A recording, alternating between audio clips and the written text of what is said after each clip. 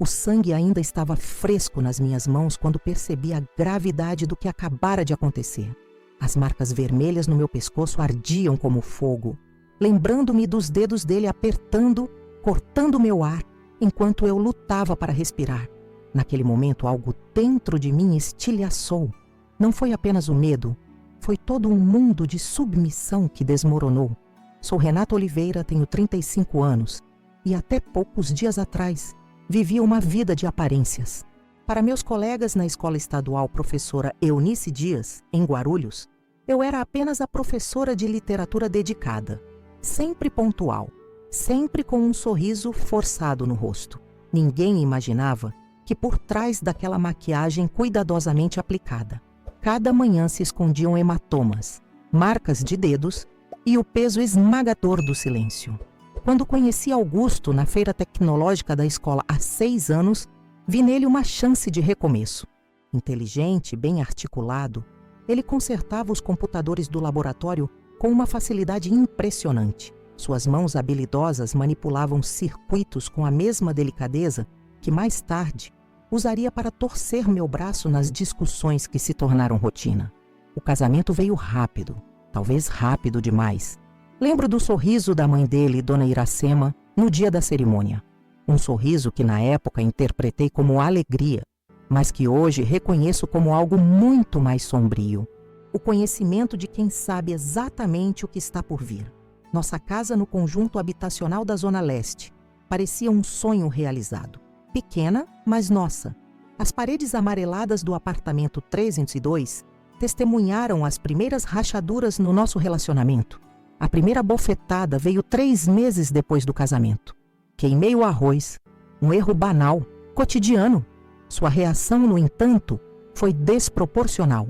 A marca dos 5 dedos na minha bochecha durou dias. As desculpas dele duraram horas. Foi só um momento, Renata. Você me tirou do sério. Não vai acontecer de novo. Mentira. Aconteceu novamente. E novamente. O ciclo tornava-se mais previsível a cada rodada. A tensão crescente, a explosão violenta, o arrependimento teatral, a falsa calmaria. E eu cada vez mais isolada, cada vez mais distante de quem fui um dia. O pior não eram os golpes físicos. Era o olhar de Iracema quando vinha nos visitar aos domingos. Sentada no sofá surrado da nossa sala, observava as interações entre nós como quem assiste a uma novela familiar. Augusto me humilhava na frente dela e ela sorria. Um sorriso fino, quase imperceptível. Na época pensei que era crueldade. Hoje sei que era outra coisa completamente diferente. A rotina de terror se estabeleceu com uma naturalidade assustadora. Eu aprendi a prever os gatilhos. Uma conta não paga, um jantar atrasado, uma ligação no celular dele que ele não queria atender na minha frente. Meu corpo se tornou um mapa de dor. Hematomas que amarelavam apenas para dar lugar a novos, mais vivos, mais recentes. Nas reuniões escolares eu falava sobre a importância de educarmos nossos alunos para relações saudáveis, para o respeito mútuo. A ironia não me escapava. Eu ensinava o que não conseguia praticar. Pregava a liberdade enquanto vivia encarcerada nas minhas próprias escolhas. Solange, enfermeira do posto de saúde próximo à escola, foi a única que notou. Esses hematomas no pulso. Alguém te machucou? Neguei, claro. A vergonha era maior que a dor. Bati na quina da mesa, respondi. O olhar dela dizia que não acreditava, mas respeitou meu silêncio. Deixou seu número anotado num papel. Se precisar conversar, o papel ficou escondido na minha carteira por meses. Uma tábua de salvação que eu tinha medo de agarrar. As noites eram as piores. Deitada ao lado dele, contando as horas até o amanhecer, planejando fugas impossíveis. Para onde iria? Com que dinheiro? Ele controlava cada centavo, verificava cada gasto, questionava cada ausência.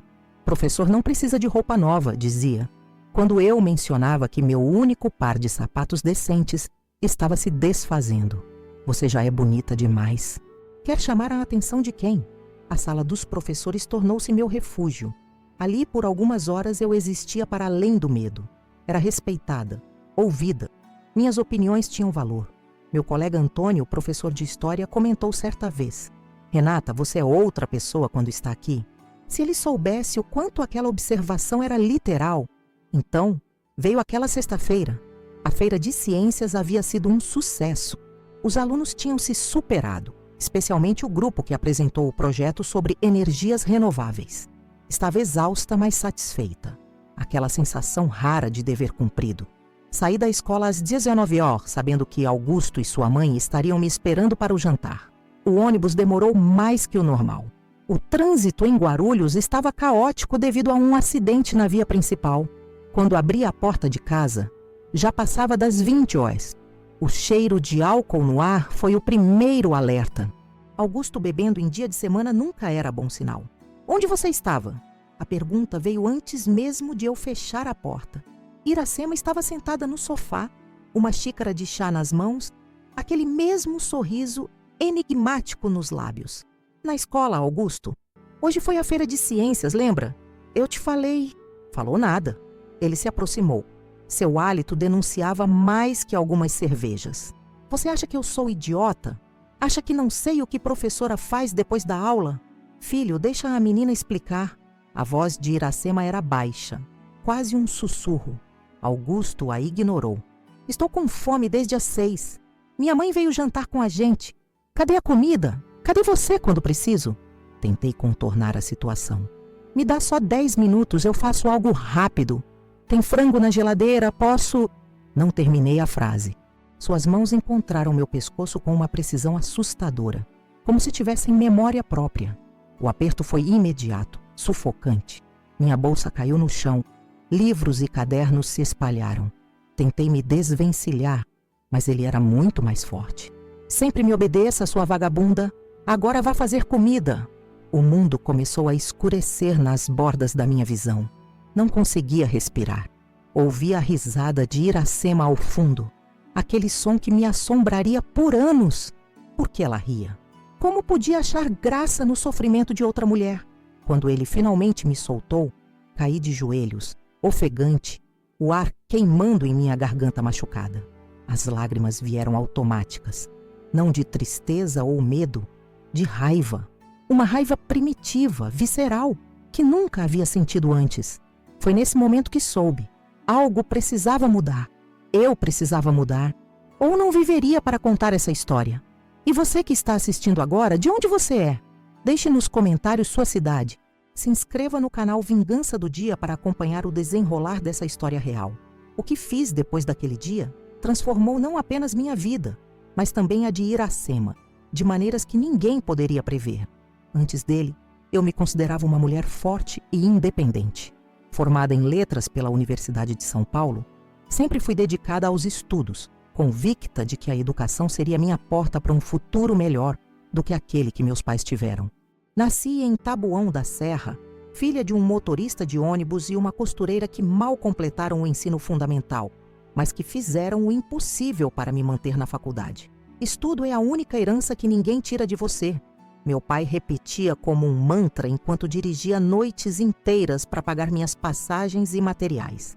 Quando consegui a vaga como professora concursada em Guarulhos, foi uma vitória não só minha, mas de toda a minha família.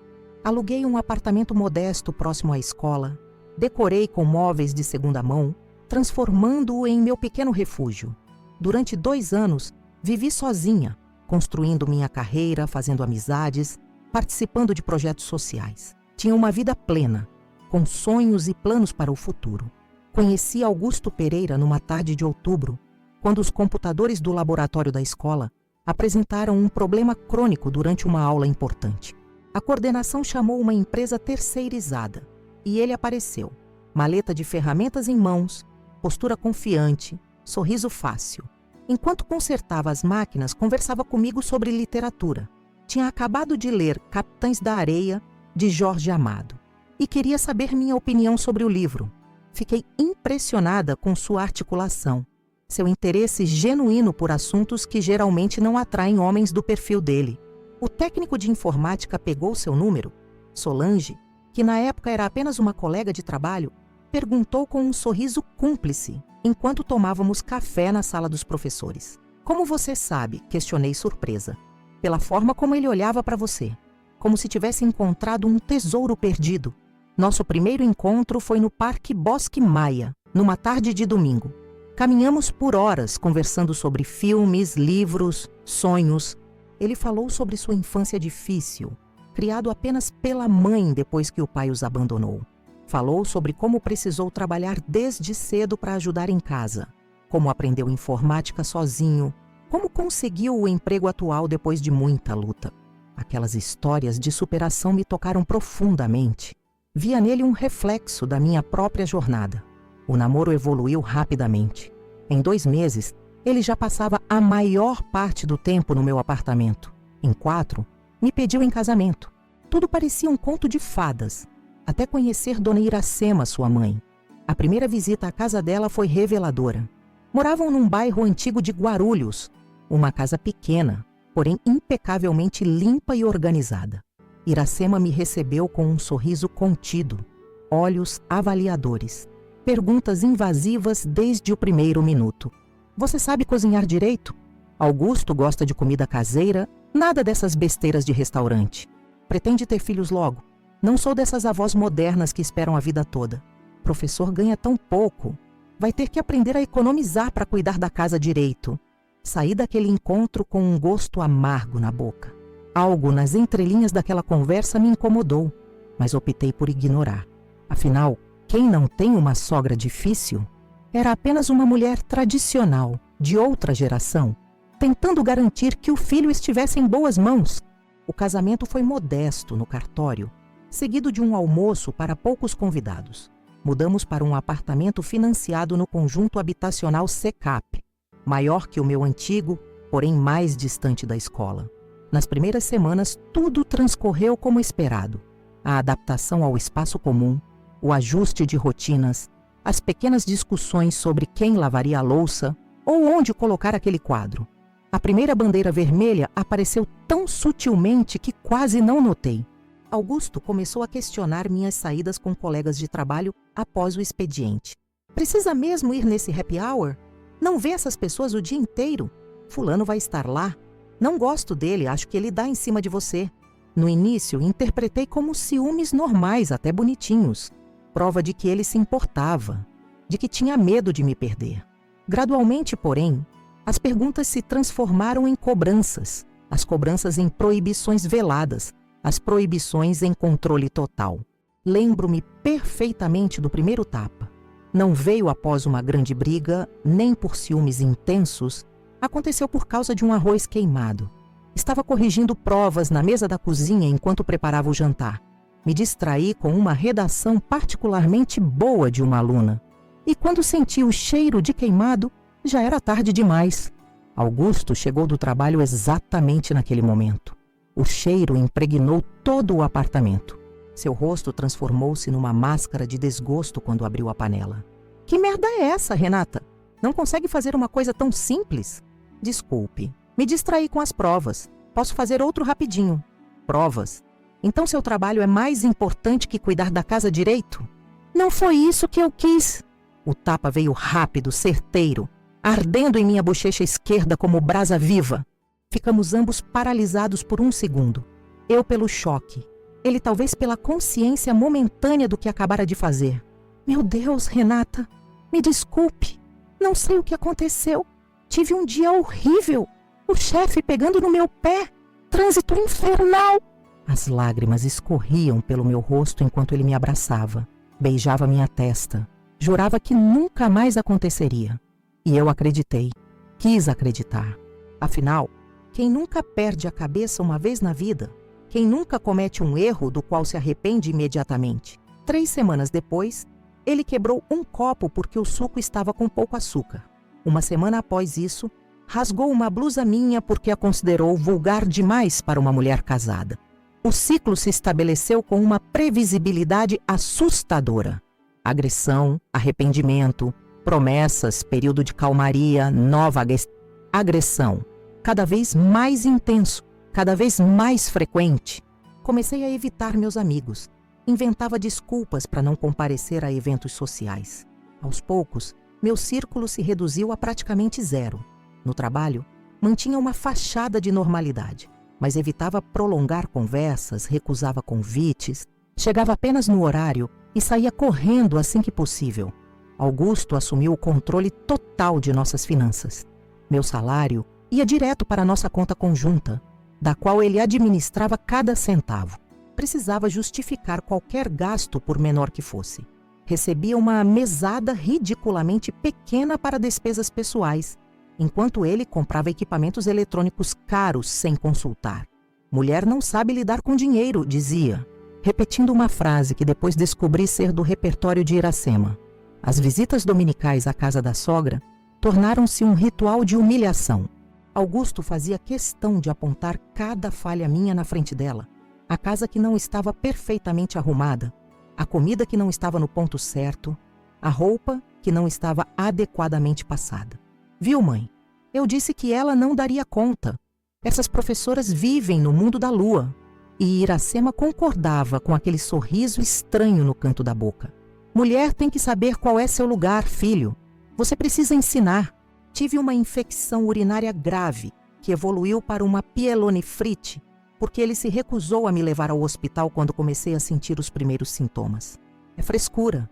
Toma um chá que passa.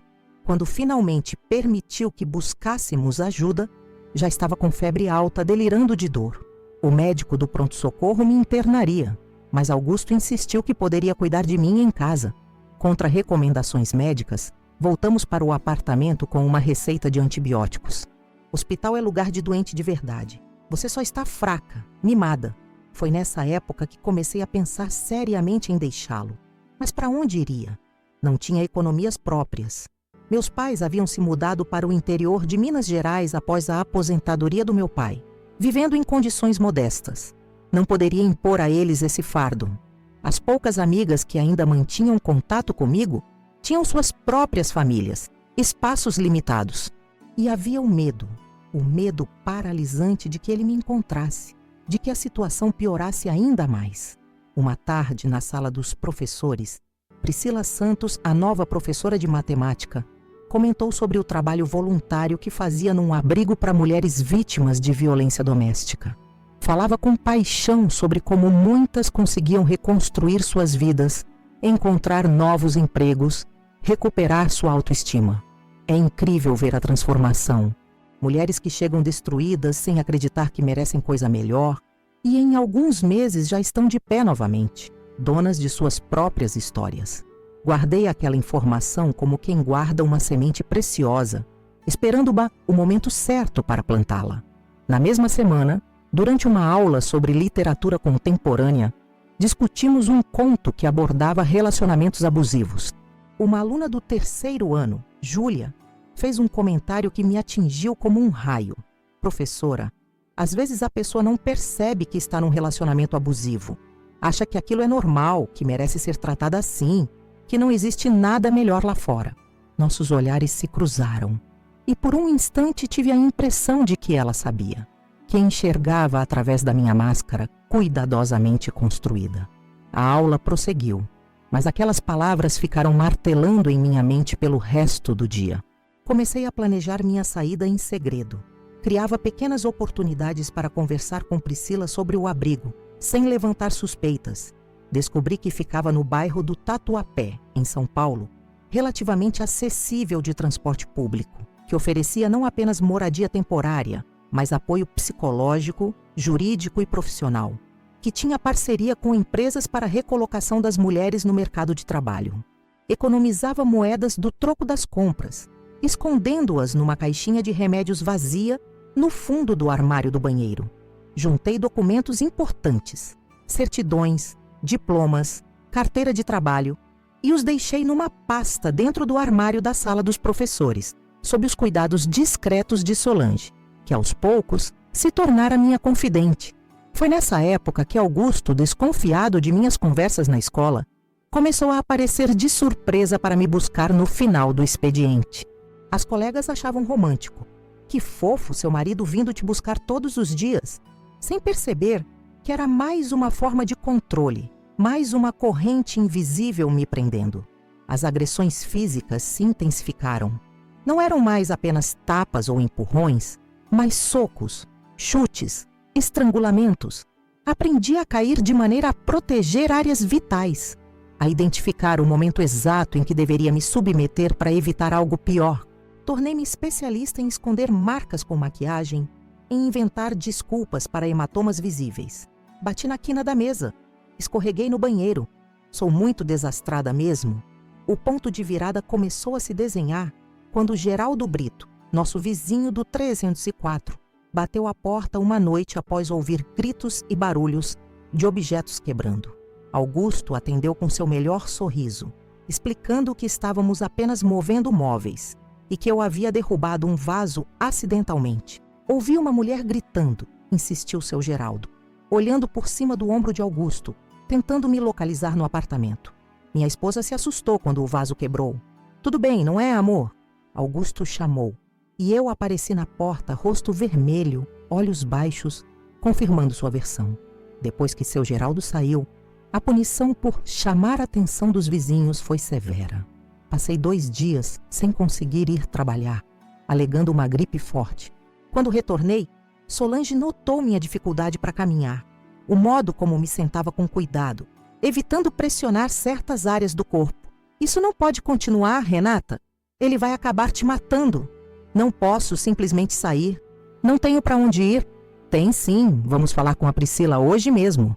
Foi quando comecei a perceber que não estava sozinha, que havia uma rede de apoio disposta a me ajudar, pessoas que enxergavam além da fachada que eu tanto me esforçava para manter, pessoas que acreditavam que eu merecia mais do que aquela existência de medo e dor. O plano estava quase completo quando aconteceu aquela fatídica sexta-feira da Feira de Ciências, o dia em que ele cruzou a última fronteira, estrangulando-me na frente de sua própria mãe, chamando-me de vagabunda, exigindo que eu obedecesse e fizesse comida enquanto lutava para respirar. O dia em que vi Iracema rindo, como se aquilo fosse um espetáculo cotidiano, apenas mais um episódio da novela de terror que se tornara minha vida. O dia em que decidi que algo precisava mudar, que eu precisava mudar, ou não sobreviveria para contar essa história. Naquela noite, depois que Augusto me soltou, arrastei-me até a cozinha como um animal ferido. Meus dedos tremiam enquanto tentava descascar batatas, picar cebolas, fritar o frango. As lágrimas embaçavam minha visão, mas não eram de tristeza ou medo, eram lágrimas de uma raiva que nunca havia experimentado antes. Uma raiva pura, incandescente, que queimava por dentro como lava. De soslaio, observava Augusto e Iracema na sala. Ele havia aberto mais uma cerveja e assistia a um jogo de futebol como se nada tivesse acontecido, como se não tivesse quase tirado minha vida minutos atrás. Ela tricotava calmamente, aquele eterno sorriso enigmático nos lábios finos. De vez em quando trocavam comentários sobre o jogo, sobre o vizinho barulhento do 305, sobre o aumento da conta de luz. A comida vai demorar muito, Augusto gritou sem tirar os olhos da televisão. Mais 10 minutos, respondi automaticamente, a voz rouca pelo trauma em minha garganta. Servi o jantar pontualmente às 21h30. Coloquei a mesa como Iracema gostava. Toalha bordada que ganhamos no casamento, talheres alinhados, guardanapos de pano dobrados em triângulos perfeitos.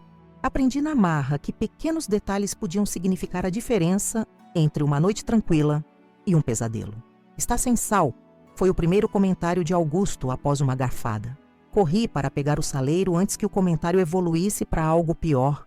Quando voltei, ouvi Iracema dizer em tom baixo: em casa, tudo o que preparava para seu pai era impecável. Um homem merece comida bem feita depois de um dia de trabalho. Jantamos em um silêncio interrompido apenas pelo som dos talheres e comentários ocasionais sobre o jogo que ainda passava ao fundo.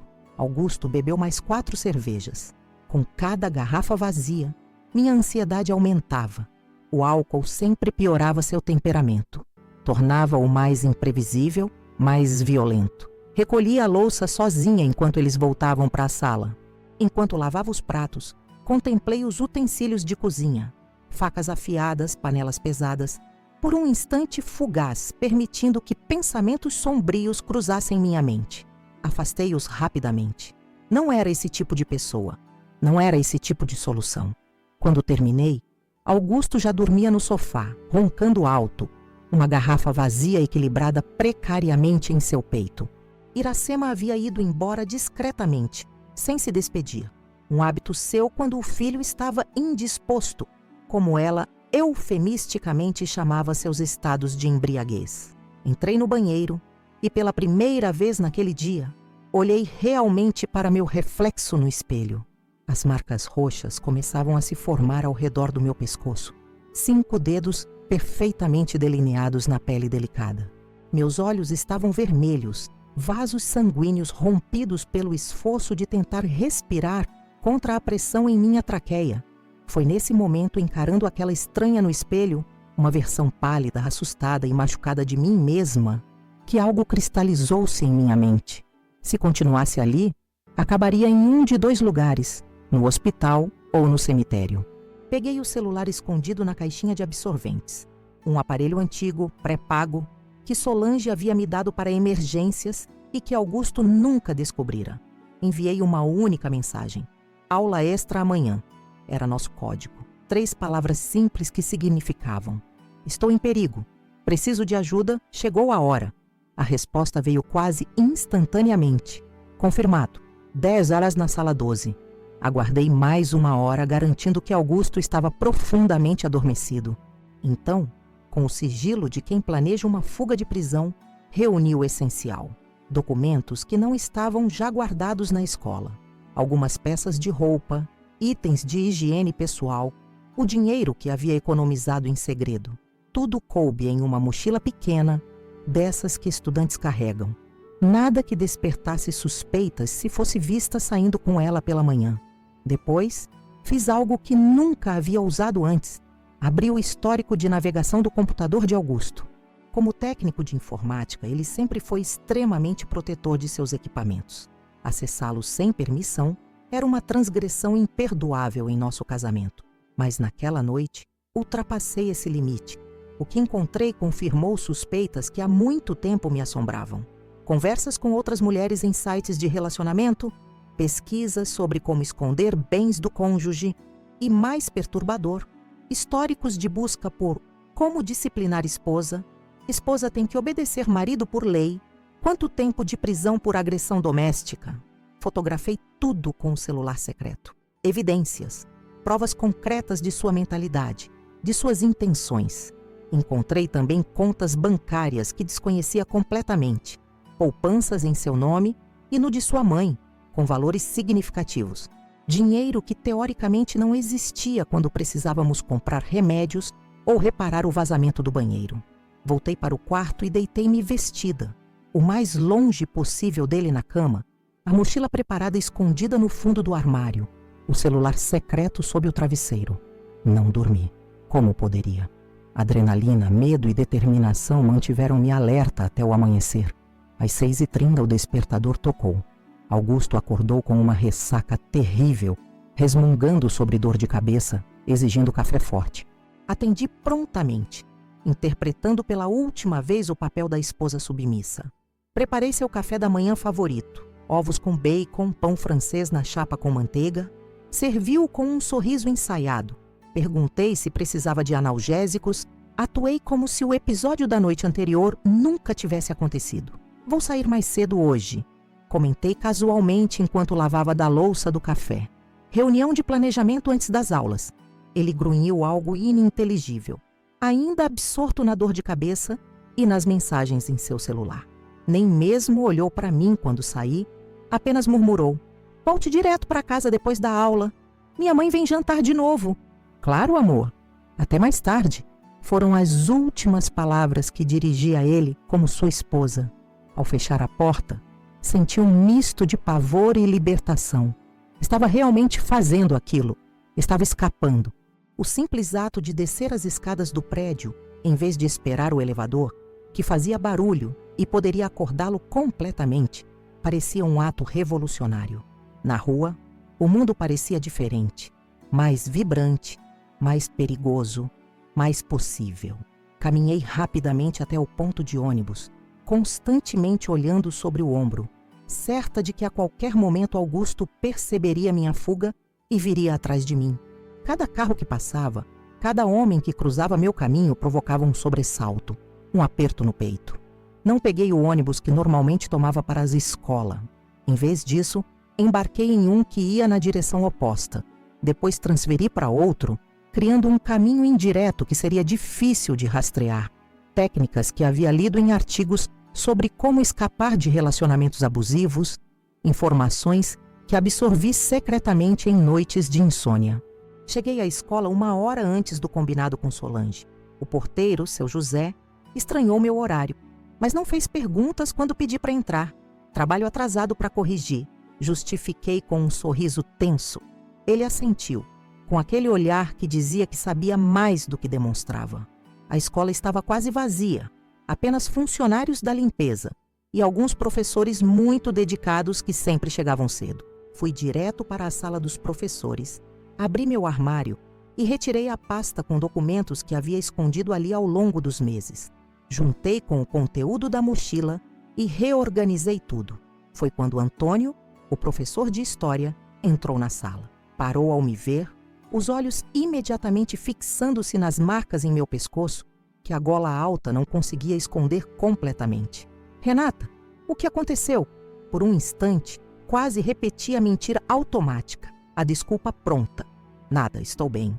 Mas algo na gentileza de seu olhar, na genuína preocupação de sua voz, quebrou a represa que havia construído em torno de minhas emoções. Meu marido, ele tentou me matar ontem. As palavras saíram abruptamente, surpreendendo a nós dois. Era a primeira vez que articulava a verdade tão claramente, sem eufemismos, sem minimizações. Antônio ficou pálido, depois caminhou lentamente até mim e, pedindo permissão com o olhar, me envolveu num abraço cuidadoso, respeitando meus ferimentos visíveis e invisíveis. Vamos chamar a polícia agora mesmo. Não, respondi afastando-me gentilmente. Tenho um plano. Solange está me ajudando. Por favor, não conte a ninguém ainda. Ele hesitou, visivelmente dividido entre respeitar meu pedido e fazer o que considerava certo. Finalmente, assentiu. O que você precisar, estou aqui. Não está sozinha, Renata. Essas palavras, não está sozinha, reverberaram em mim de uma maneira que não esperava. Durante tanto tempo, o isolamento foi a arma mais eficaz de Augusto. Convencer-me de que ninguém se importava, ninguém acreditaria, ninguém ajudaria. E ali estava a prova concreta do contrário.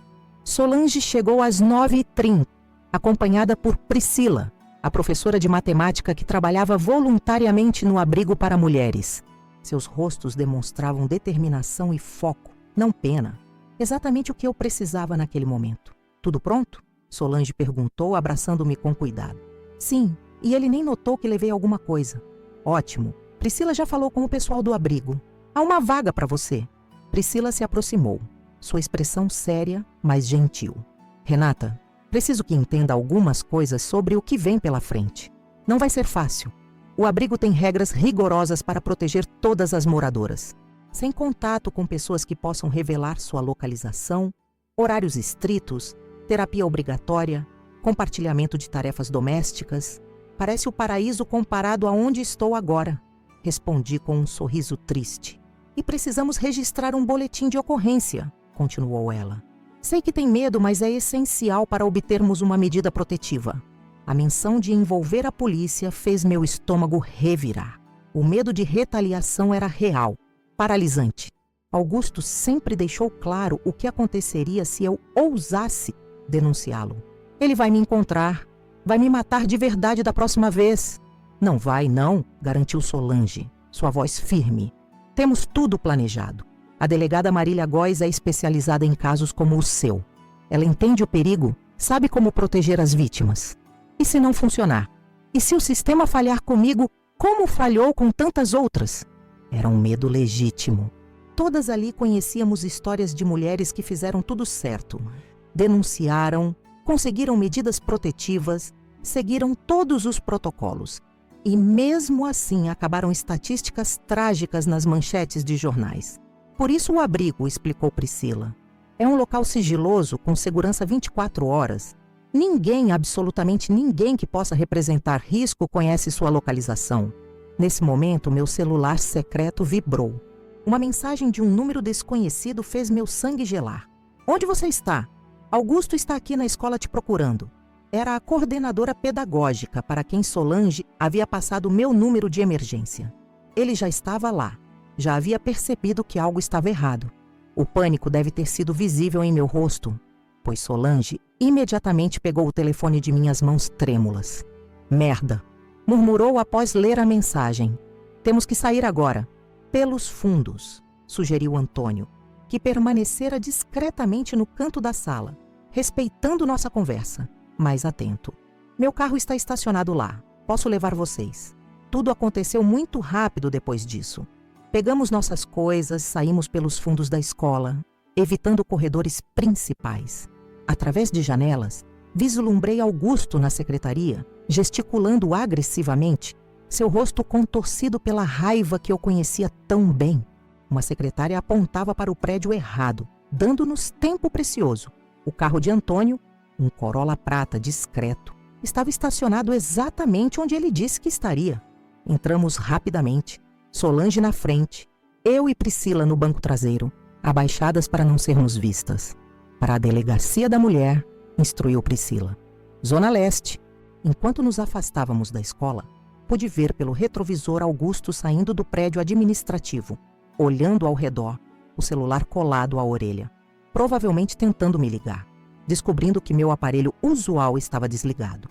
Ele vai descobrir, murmurei, o pânico crescendo novamente. Ele sempre descobre tudo.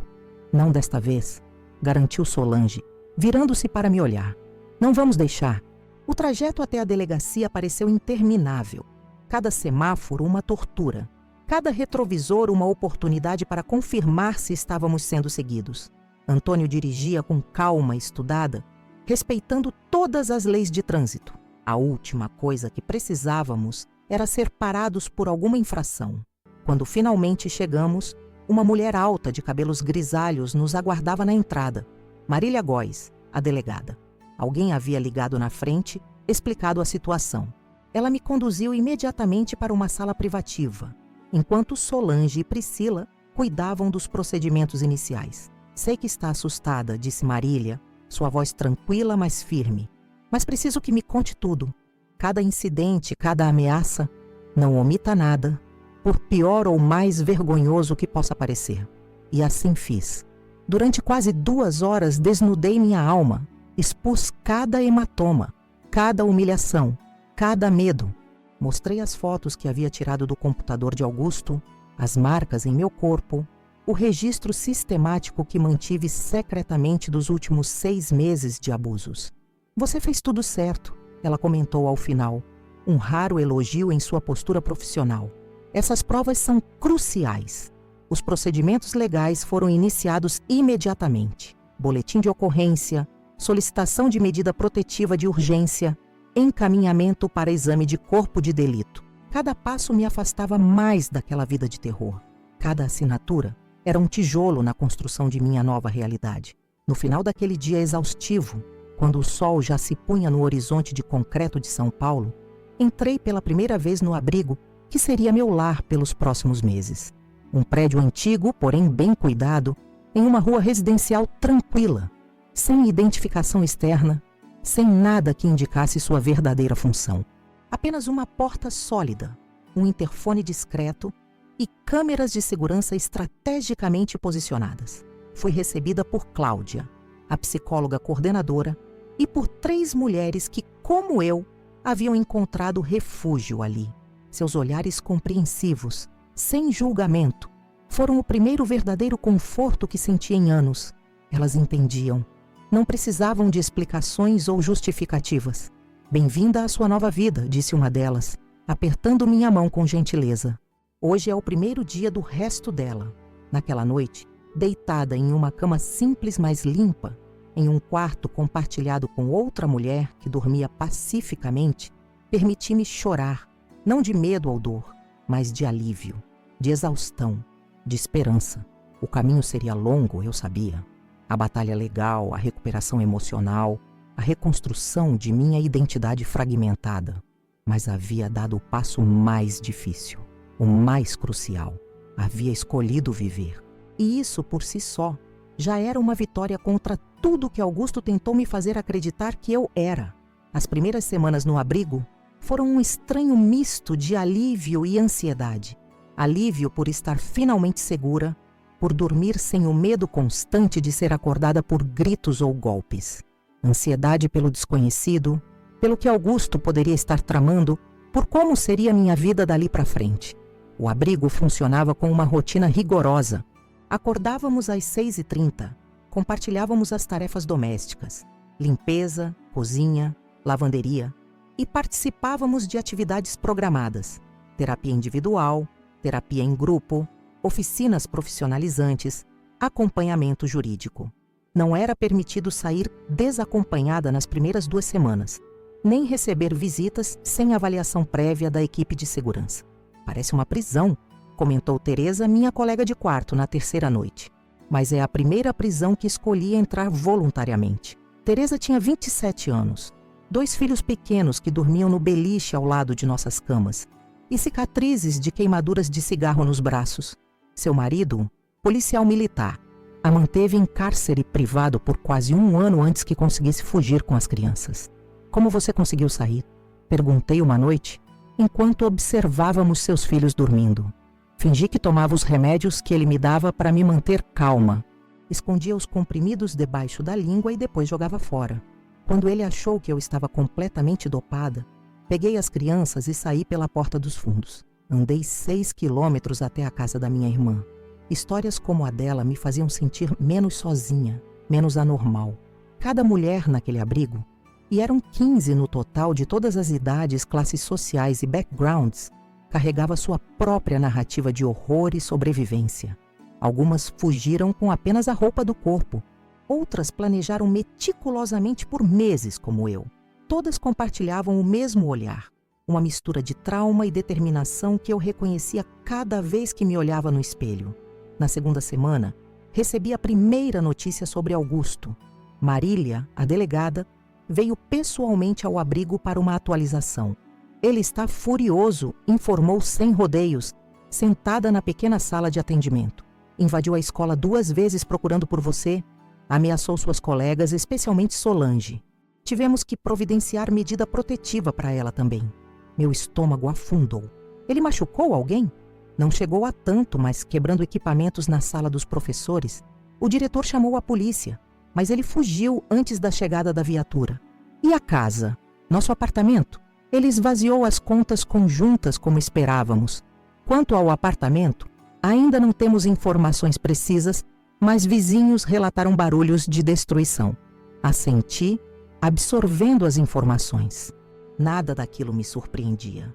Conhecia bem o temperamento de Augusto, sua capacidade de destruição quando contrariado. Há mais uma coisa, continuou Marília, seu tom mudando sutilmente. Recebemos uma visita inesperada na delegacia ontem. Sua sogra, Iracema Pereira. Aquilo sim me surpreendeu. Iracema? O que ela queria? Inicialmente veio para defender o filho, como esperado. Mas durante a conversa, algo mudou. Ela começou a fazer perguntas sobre o processo, sobre como funcionam as medidas protetivas. Pediu para falar a sós comigo. Marília fez uma pausa, estudando minha reação. E pressionei. Incapaz de imaginar Iracema fazendo qualquer coisa que não fosse apoiar cegamente o filho. Ela quer te ver. Diz que tem informações importantes. Obviamente a decisão é sua. Não precisa encontrá-la se não quiser. Meu primeiro instinto foi recusar imediatamente. Iracema sempre foi cúmplice de Augusto. Sempre minimizou seus abusos. Sempre me culpou por provocá-lo. Como poderia confiar nela agora? Ela parecia genuína, acrescentou Marília, como se lesse meus pensamentos. Assustada também, mas entendo perfeitamente se você não quiser esse contato. Passei os 3 dias seguintes debatendo internamente o que fazer. Consultei Cláudia, a psicóloga do abrigo, que me alertou sobre os riscos de manipulação, de ser uma armadilha de Augusto usando a mãe como isca. Por outro lado, se Iracema realmente tinha informações importantes, poderiam ser úteis para o processo legal. Finalmente, decidi aceitar o encontro, mas com condições estritas, em local neutro, com presença policial, sem possibilidade de Iracema descobrir onde eu estava. O encontro foi marcado para uma sala na própria delegacia da mulher, uma semana depois. Fui acompanhada por Priscila, que se tornara uma espécie de mentora nessa nova fase da minha vida. No caminho, ensaiamos mentalmente todas as possibilidades, desde uma Iracema arrependida até uma armadilha elaborada. Quando entrei na sala e a vi, quase não a reconheci. A mulher altiva e crítica que conhecia havia sido substituída por uma versão menor, mais frágil, com olheiras profundas e mãos trêmulas. Vestia uma blusa de gola alta, apesar do calor daquela tarde de outubro. Um detalhe que não me escapou. Renata, ela disse, levantando-se, mas mantendo distância. Obrigada por vir. Assenti, sem saber como responder. Sentei-me de frente para ela, com Marília ao meu lado e um policial na porta. Por que quis me ver, Iracema? Ela respirou fundo, as mãos torcendo um lenço gasto. Primeiro, preciso que saiba que não estou aqui a pedido dele. Augusto não sabe que vim? Na verdade, ele me proibiu de sair de casa, mas consegui escapar enquanto dormia. Notei um tremor em sua voz, uma vulnerabilidade que nunca havia percebido antes. Você está com medo dele, constatei, não como acusação, mas como reconhecimento. Seus olhos encontraram os meus pela primeira vez e neles vi algo que jamais esperaria: identificação. Tenho medo dele desde que tinha 5 anos e vi o que fez com seu hamster quando o animalzinho o mordeu, confessou em voz baixa. Naquele dia soube que havia algo errado com meu filho, mas era meu único filho, meu bebê. Então fiz o que mães fazem: protegi, encobri, justifiquei e riu enquanto ele me estrangulava. Acusei, a mágoa emergindo apesar de meus esforços para manter a compostura. Ela abaixou a cabeça. Não estava rindo, Renata. Estava tendo um ataque de pânico. É assim que reajo quando estou apavorada. Um sorriso histérico que não consigo controlar. Aquela revelação me pegou desprevenida. Repassei mentalmente todas as vezes que vi Iracema rindo durante os abusos de Augusto. Sempre interpretei como crueldade, como aprovação. Poderia ter sido medo o tempo todo? Por que nunca me ajudou?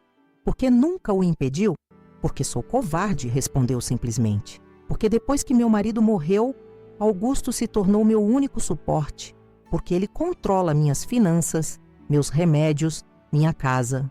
Porque quando tentei defendê-la uma vez, há 2 anos, ele me trancou no porão por 3 dias. Ela puxou a gola da blusa para baixo, revelando marcas semelhantes às que eu carregava no pescoço. Somos mais parecidas do que imagina, Renata. A diferença é que você teve coragem de fazer o que nunca consegui: sair. Fiquei em silêncio, processando aquela nova realidade.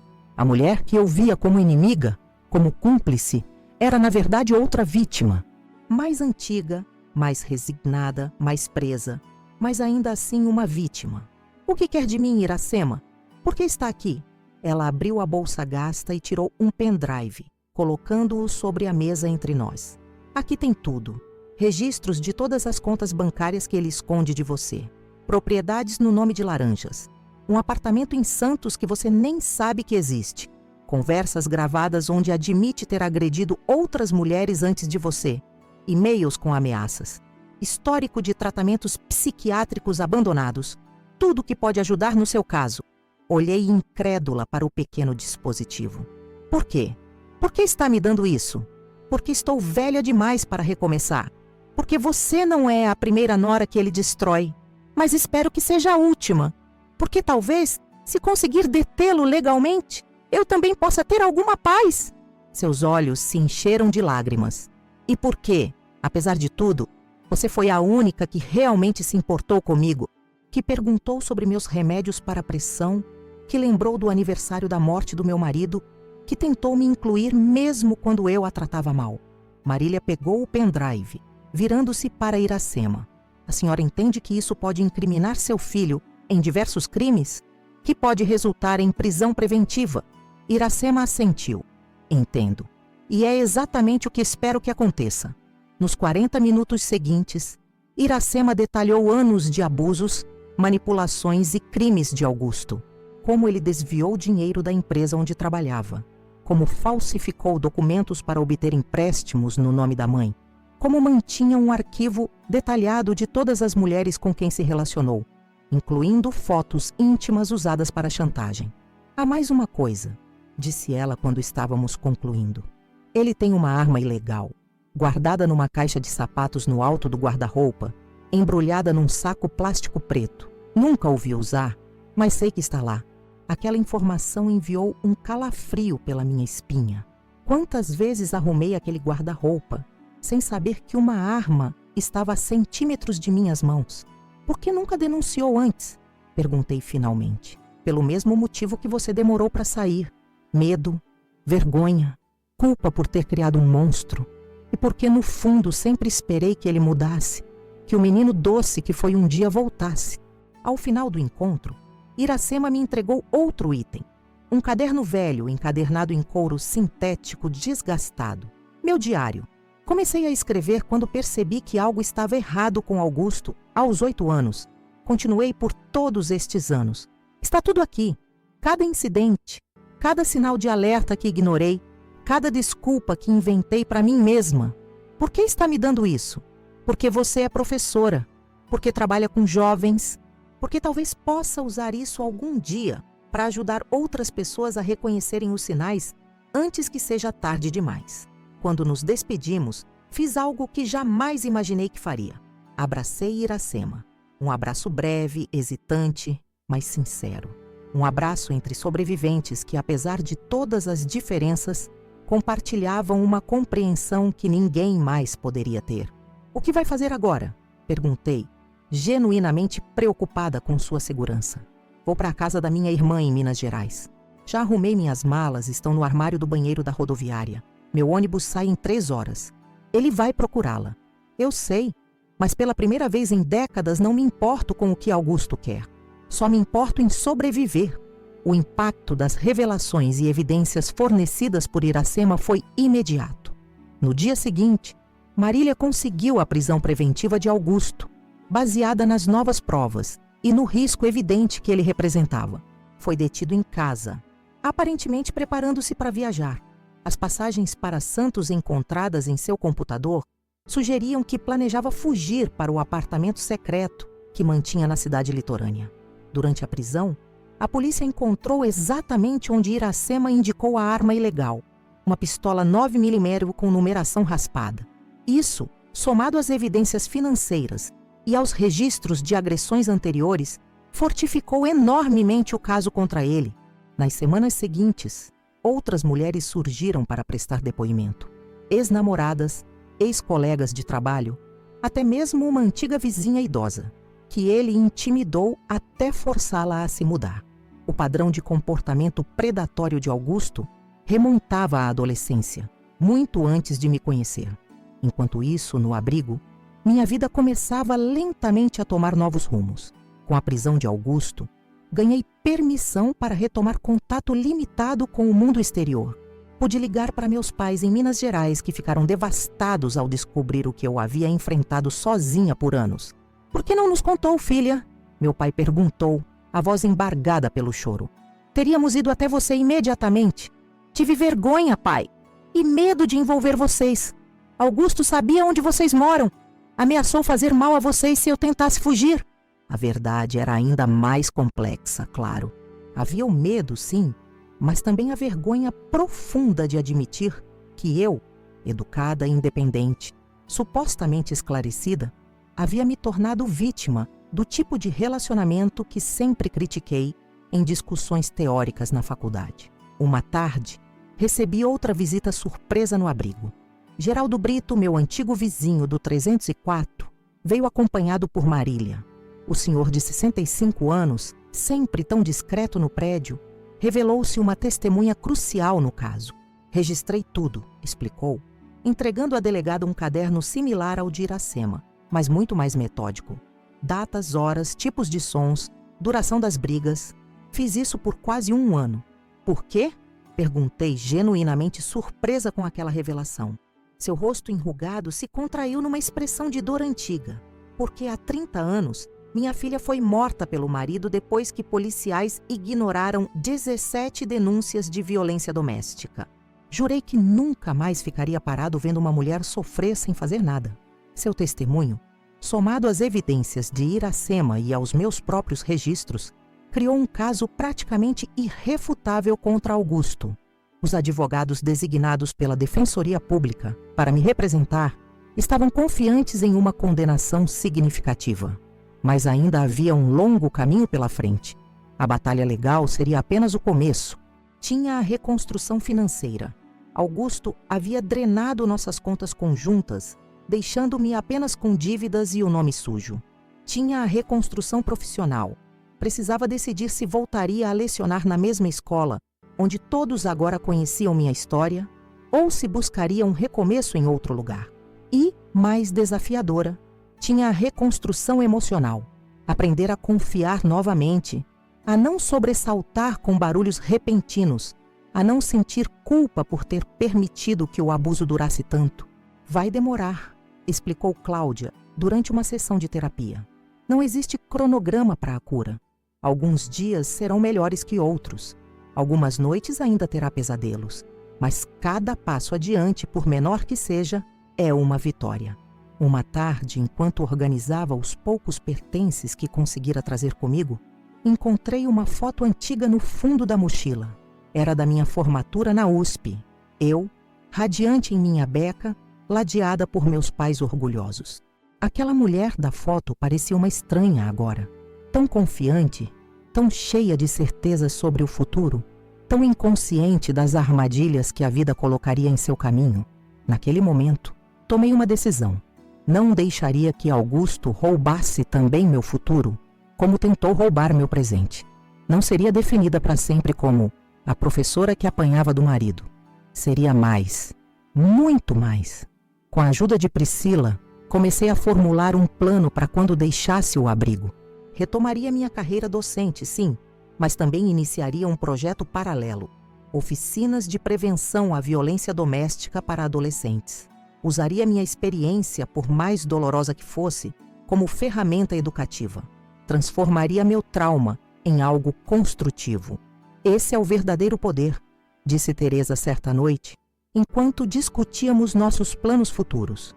Não apenas sobreviver, mas encontrar propósito na sobrevivência. E foi assim, em meio a depoimentos, sessões de terapia, pesadelos ocasionais e pequenas vitórias diárias, que descobri a existência de uma aliada que jamais esperaria encontrar.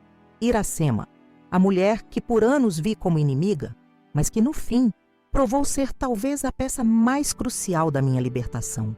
Uma semana após nosso encontro na delegacia, recebi notícias dela através de Marília. Havia chegado em segurança à casa da irmã em Minas Gerais. Iniciara a terapia. Planejava testemunhar pessoalmente no julgamento de Augusto, enfrentando o filho pela primeira vez em sua vida.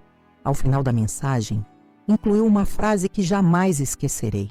Obrigada por me mostrar que nunca é tarde demais para escolher a verdade, mesmo quando a verdade dói. 8 meses se passaram desde aquela noite fatídica em que as mãos de Augusto apertaram meu pescoço com tanta força que pensei que morreria.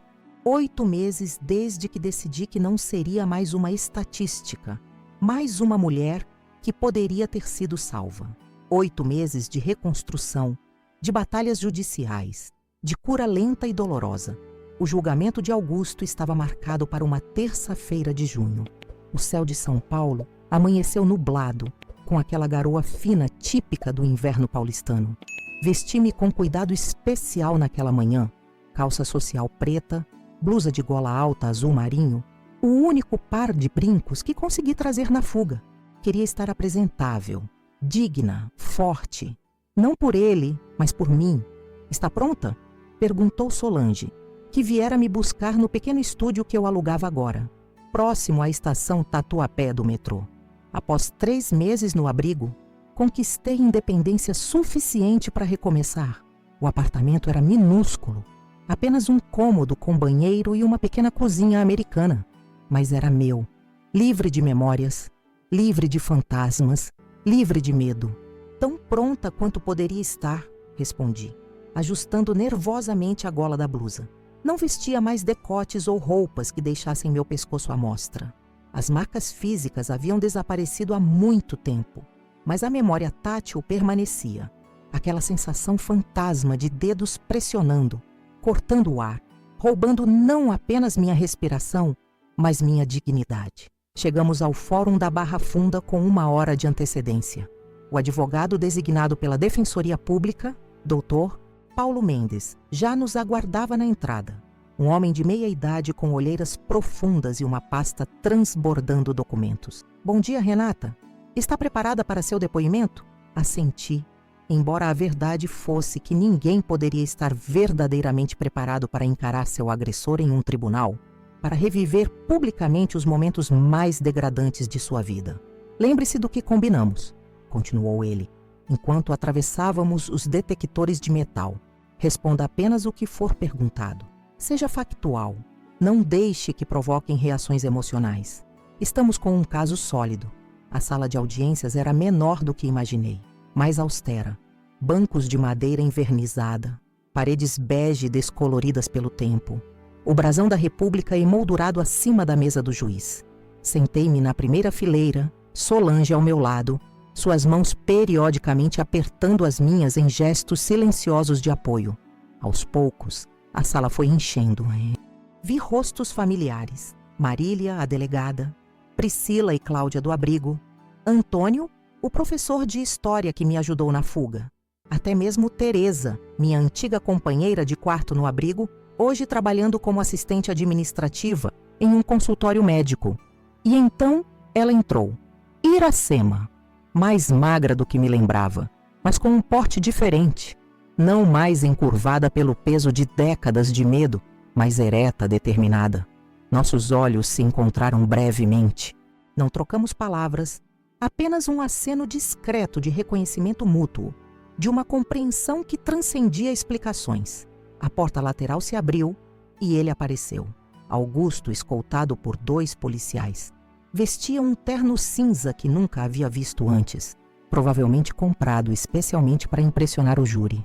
Seu rosto estava mais magro, com uma barba por fazer que nunca permitira crescer durante nosso casamento. Nossos olhares se cruzaram por um instante fugaz e senti algo inesperado. Nada, nem medo, nem raiva, nem amor remanescente. Apenas um vazio, como se olhasse para um estranho. O juiz entrou e todos nos levantamos. Um homem de seus 60 anos, cabelos grisalhos cuidadosamente penteados, expressão severa, porém não intimidadora. Deu início aos procedimentos com eficiência protocolar. Os primeiros depoimentos foram técnicos. O perito que analisou as fotografias de minhas lesões. O policial que efetuou a prisão de Augusto. O especialista que avaliou as evidências digitais fornecidas por Iracema. Então chegou minha vez. Caminhei até a cadeira de testemunha com passos que esperava serem firmes, embora minhas pernas parecessem feitas de gelatina. Jurei dizer a verdade, a mão direita trêmula sobre a Bíblia. E então falei. Contei sobre o namoro encantador, o casamento apressado, a primeira bofetada por causa de um arroz queimado. Detalhe por detalhe, incidente por incidente, construí uma narrativa de 5 anos de terror crescente. Falei sobre isolamento, controle financeiro, humilhações públicas, agressões físicas. Senhora Oliveira, perguntou o promotor em determinado momento. Quando a senhora percebeu que estava em um relacionamento abusivo? Parei, refletindo. No primeiro tapa já sabia, no fundo, mas admitir para mim mesma, isso demorou quase 2 anos. E por que não saiu antes? Aquela pergunta, a pergunta que todas as vítimas de violência doméstica ouvem, a pergunta carregada de julgamento implícito, de incompreensão fundamental sobre a dinâmica do abuso. Porque ele construiu minha prisão gradualmente. Primeiro foram as paredes, me isolando de amigos e família. Depois as correntes, controlando meu dinheiro, meus movimentos, até minha roupa. Finalmente, o cadeado, o medo constante, a certeza de que tentaria me matar se eu saísse. E durante todo esse tempo, uma parte de mim ainda esperava que o homem que conheci no início, que me tratava com carinho e respeito, voltaria algum dia. O advogado de defesa de Augusto, um homem de terno caro e expressão calculadamente compassiva, tentou de todas as formas desacreditar meu testemunho. Insinuou que exagerava, que poderia ter provocado as reações violentas, que tinha problemas emocionais prévios ao relacionamento. A senhora não acha conveniente que só apresentou estas supostas provas após esvaziar o apartamento e abandonar seu marido sem explicação? Dr. Paulo imediatamente objetou, e o juiz sustentou a objeção, mas o dano estava feito. Era esta a estratégia: plantar sementes de dúvida, inverter o ônus da prova, transformar a vítima em ré. Quando desci da cadeira de testemunha, 2 horas depois, sentia-me completamente exausta, como se tivesse corrido uma maratona.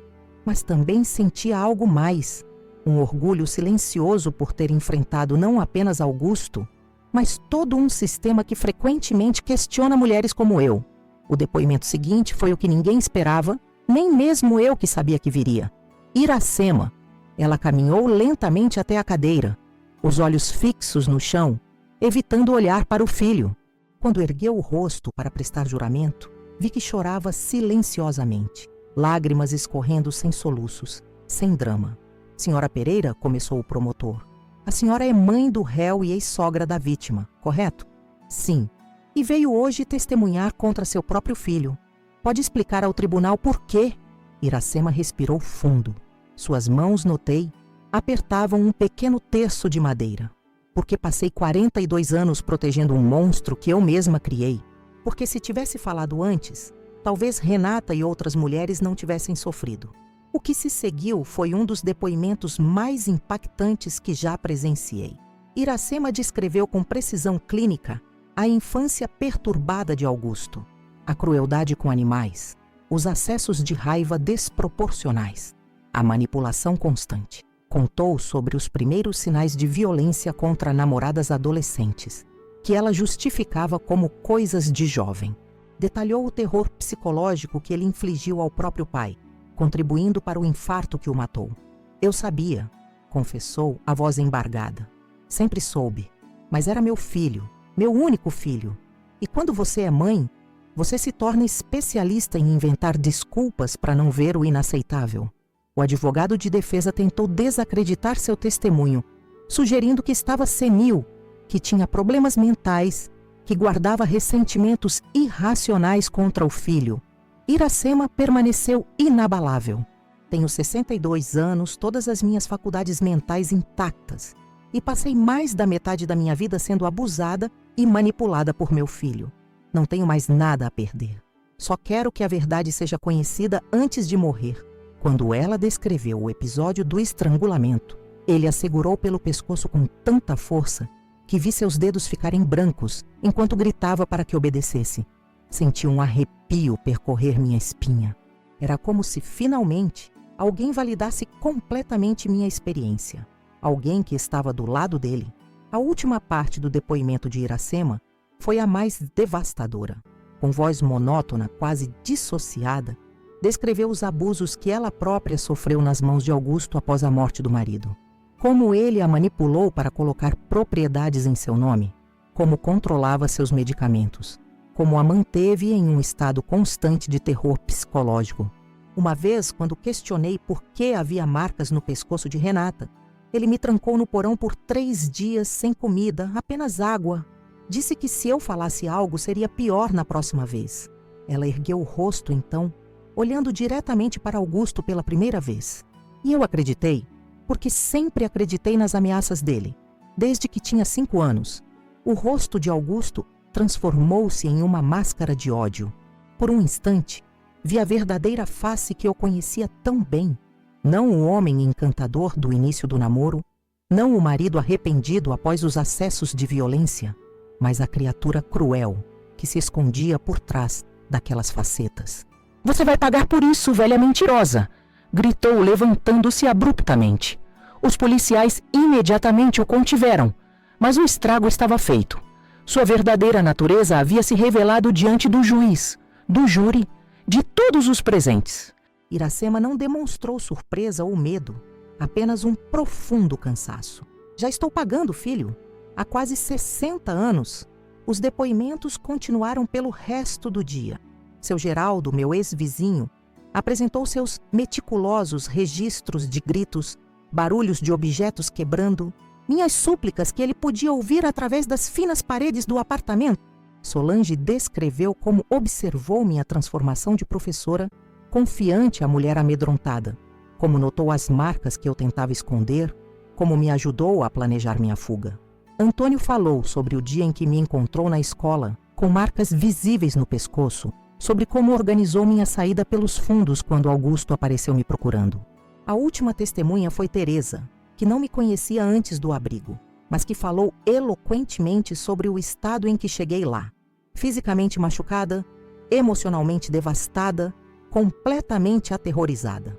Seu depoimento estabeleceu um paralelo importante entre minha experiência e a de tantas outras mulheres, colocando o meu caso individual no contexto de um problema social mais amplo. Ao final daquele longo dia, o juiz anunciou que o julgamento continuaria na manhã seguinte, com os argumentos finais. Saí do tribunal exausta, mas com uma estranha sensação de leveza. Havia enfrentado o meu maior medo: estar no mesmo ambiente que Augusto, reviver publicamente os horrores que passei e sobrevivi. Mais que isso, pela primeira vez, senti que estava realmente sendo ouvida, que minha história tinha valor, que minha dor não seria em vão. Naquela noite, recebi uma ligação inesperada.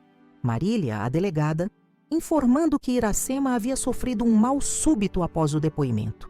Estava hospitalizada com pressão arterial perigosamente alta. Ela perguntou se você poderia visitá-la, concluiu Marília. Disse que entende se não quiser, mas que gostaria muito de vê-la. Sem hesitar, dirigi-me ao Hospital Municipal de Guarulhos. Encontrei Iracema em um leito simples da enfermaria, conectada a um monitor cardíaco e com soro intravenoso. Parecia ainda menor e mais frágil contra os lençóis brancos hospitalares. Você veio, disse com um sorriso cansado quando me viu. Não tinha certeza se viria. Claro que vim, respondi, sentando-me na cadeira ao lado de sua cama.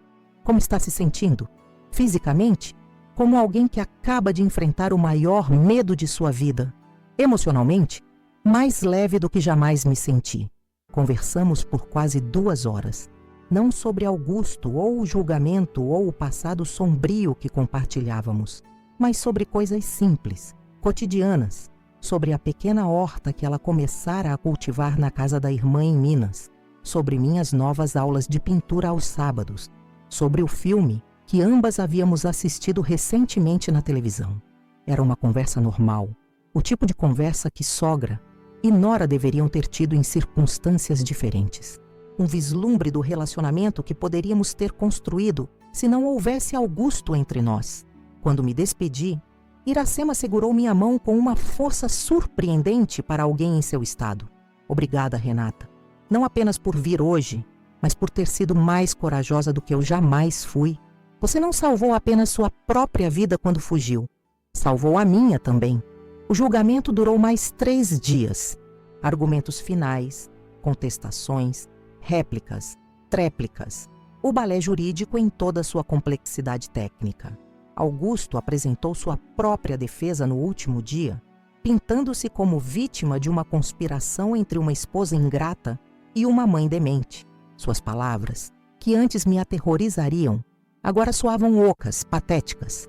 Quando o júri se retirou para a deliberação, o juiz estimou que levariam pelo menos um dia inteiro, dada a quantidade de evidências e a gravidade das acusações. Retornaram em apenas 4 horas.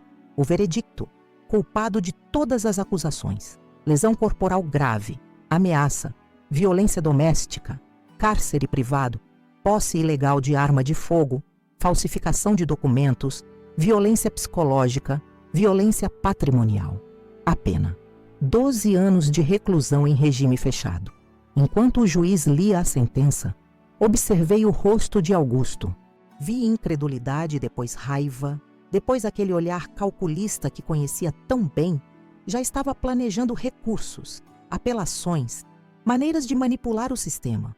Mas pela primeira vez, não senti medo dessas maquinações. Ele havia sido exposto, suas máscaras arrancadas uma a uma. Mesmo que conseguisse reduzir a pena através de recursos, jamais recuperaria o poder que um dia teve sobre mim. Quando a sessão foi encerrada, Augusto foi levado pelos policiais. No caminho para a porta, passou por Iracema, que havia recebido alta do hospital para estar presente no veredito. Ele se deteve brevemente. Você não é mais minha mãe, sibilou. Iracema o encarou com uma serenidade que nunca vi em seu rosto antes. Eu sei, filho, e essa é minha libertação. 2 meses após o julgamento, iniciei um novo capítulo. Além de retomar minhas aulas em uma escola diferente, em um bairro distante de nossas antigas vidas, fundei junto com Priscila, Teresa e Solange um projeto chamado Vozes do Silêncio. Usávamos nossas experiências pessoais para educar adolescentes sobre relacionamentos abusivos, para ensinar sinais de alerta, para normalizar a busca por ajuda. Iracema tornou-se uma colaboradora à distância. De Minas Gerais, onde reconstruía sua vida junto à irmã, enviava seus diários digitalizados, que transformamos em material educativo. Seu testemunho escrito ao longo de décadas tornou-se uma poderosa ferramenta para compreender a evolução do comportamento abusivo desde a infância. Algum tempo depois, soube através de Marília que Augusto havia sido transferido para um presídio no interior de São Paulo. Tentou agredir outro detento e acabou em isolamento. Mesmo atrás das grades, continuava sendo quem sempre foi, incapaz de controlar seus impulsos violentos, incapaz de aceitar limites ou consequências. A notícia não me abalou. Augusto tornava-se cada dia menor em minha vida. Um capítulo doloroso que já não definia minha história. Não o perdoei. Duvido que algum dia consiga. Mas ele já não ocupava espaço em meus pesadelos, em minhas decisões, em meu futuro. Numa tarde de outubro, exatamente 1 ano após aquela noite fatídica em que suas mãos apertaram meu pescoço, recebi um presente de Iracema. Uma pequena muda de jabuticabeira, com um cartão simples, para plantar em seu novo lar. Dizem que leva 15 anos para dar os primeiros frutos. Acredito que ambas merecemos planejar um futuro tão longo quanto este. Com gratidão eterna, Iracema. Plantei a jabuticabeira no pequeno quintal da casa que havia alugado recentemente. Uma casa modesta em um bairro tranquilo de Guarulhos. Distante o suficiente do passado, próxima o suficiente das novas amizades que formavam minha rede de apoio. Enquanto cavava o solo para acomodar as raízes da planta, compreendi que minha verdadeira vingança não foi a prisão de Augusto ou a exposição pública de seus crimes. Minha vingança, minha verdadeira vitória, foi ter sobrevivido, ter reconstruído, ter encontrado propósito além da dor, ter transformado minha história em algo que poderia ajudar outras mulheres. E mais surpreendente ainda, ter descoberto uma aliada improvável na mulher que um dia vi como inimiga, Iracema, que carregava suas próprias cicatrizes, que viveu décadas de seu próprio pesadelo e que encontrou em seu ato final de coragem uma redenção que jamais imaginou possível. Aquela jabuticabeira seria testemunha de nossa improvável história compartilhada. Uma história de violência e dor, sim, mas também de resistência, de libertação e, finalmente, de recomeço. Olhando para trás, percebo o quanto minha vida se transformou desde aquela noite aterrorizante. Uma noite que poderia ter sido meu fim, mas se tornou o meu novo começo. Se você está me acompanhando desde o início dessa história, viu a trajetória de uma mulher que, como tantas outras, viveu presa em um ciclo de violência que parecia impossível de quebrar. Lembra quando contei sobre os primeiros sinais? Aqueles pequenos controles que pareciam apenas ciúmes, proteção ou cuidado? Como Augusto foi gradualmente me isolando, me diminuindo, me convencendo de que eu não era capaz de sobreviver sem ele. Como aquele primeiro tapa, que deveria ter sido o sinal para eu sair correndo, se transformou em anos de agressões cada vez mais intensas e perigosas. Compartilhei com vocês o terror de viver constantemente em alerta, adaptando meu comportamento, minhas palavras, até mesmo minhas expressões faciais, para evitar despertar a fera que vivia ao meu lado. Como aprendi a dormir com um olho aberto, a esconder dinheiro em lugares improváveis, a manter um telefone secreto para o dia em que precisasse fugir. E então veio aquela sexta-feira decisiva. Suas mãos no meu pescoço, cortando minha respiração enquanto me chamava de vagabunda, exigindo obediência. O riso de Iracema que mais tarde descobri ser um ataque de pânico disfarçado. Aquele momento em que algo dentro de mim finalmente quebrou, não minha vontade de viver, mas as correntes invisíveis que me mantinham presa àquela vida. Vocês me acompanharam na fuga planejada, nas semanas no abrigo, no lento e doloroso processo de reconstrução. Viram como precisei de ajuda, de Solange, de Priscila, de Antônio, de Teresa, de Marília e mesmo de pessoas que nunca imaginei, como meu vizinho seu Geraldo, que silenciosamente documentou os horrores que testemunhava através das paredes. Mas talvez a reviravolta mais surpreendente tenha sido Iracema, a mulher que eu considerava cúmplice dos abusos, que parecia aprovar e até incentivar a violência do filho, revelou-se outra vítima, uma vítima com mais cicatrizes, com mais tempo de prisão, com menos esperança de fuga. Sua coragem tardia, ao entregar as provas que incriminariam o próprio filho, foi talvez o ato mais difícil e mais libertador que já presenciei. O julgamento que resultou na condenação de Augusto a 12 anos de prisão não foi apenas o encerramento de um capítulo de terror, foi a validação pública de que o que vivi não foi minha culpa, não foi um exagero, não foi uma invenção. Foi real, foi criminoso, foi imperdoável. Hoje, dirijo o projeto Vozes do Silêncio, junto com outras sobreviventes. Visitamos escolas, universidades, centros comunitários, levando informação sobre relacionamentos abusivos. Ensinamos adolescentes a identificar os primeiros sinais de controle e abuso. Mostramos a adultos como ajudar sem julgar, como acolher sem pressionar, como ser a Solange, o Antônio ou o seu Geraldo na vida de alguém que precisa desesperadamente de um aliado. A jabuticabeira que Iracema me enviou já tem quase 1 metro de altura. Ainda faltam muitos anos para dar seus primeiros frutos, mas cuido dela com a paciência de quem aprendeu que reconstruir uma vida também leva tempo, que cicatrizes físicas e emocionais podem demorar para desaparecer completamente, que algumas talvez nunca desapareçam, mas que isso não significa que não possamos florescer mesmo assim. Se você está assistindo a este vídeo e se identificou com algum aspecto da minha história, quero que saiba, você não está sozinha, você não é culpada, você merece uma vida sem medo e existe um caminho para fora, mesmo que agora pareça impossível de enxergar. Se você conhece alguém que possa estar vivendo situação semelhante, não julgue pelas escolhas que ainda não conseguiu fazer. Esteja presente. Mostre que há opções. Seja paciente. Às vezes, a decisão de sair demora a amadurecer, mas seu apoio consistente pode fazer toda a diferença quando o momento chegar. E se você já passou por algo semelhante e sobreviveu, minha profunda admiração. Você é mais forte do que imagina. Sua história importa. Seu testemunho pode salvar outras vidas. Compartilho essa história não para buscar pena ou compaixão, mas porque acredito no poder transformador dos relatos verdadeiros. Quando expomos a violência à luz, ela perde um pouco de seu poder. Quando nomeamos o abuso, começamos a desmantelar sua estrutura.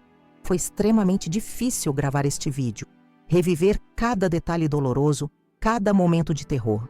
Passei noites em claro preparando este relato, buscando a coragem para compartilhar com vocês não apenas o que sofri, mas também como sobrevivi, como me reconstruí, como transformei minha dor em propósito. Gostaria muito de saber o que vocês acharam dessa história. Se ajudou alguém, se tocou em algum ponto sensível, se trouxe reflexões importantes. Por favor, deixem nos comentários suas impressões, suas próprias experiências, se assim desejarem.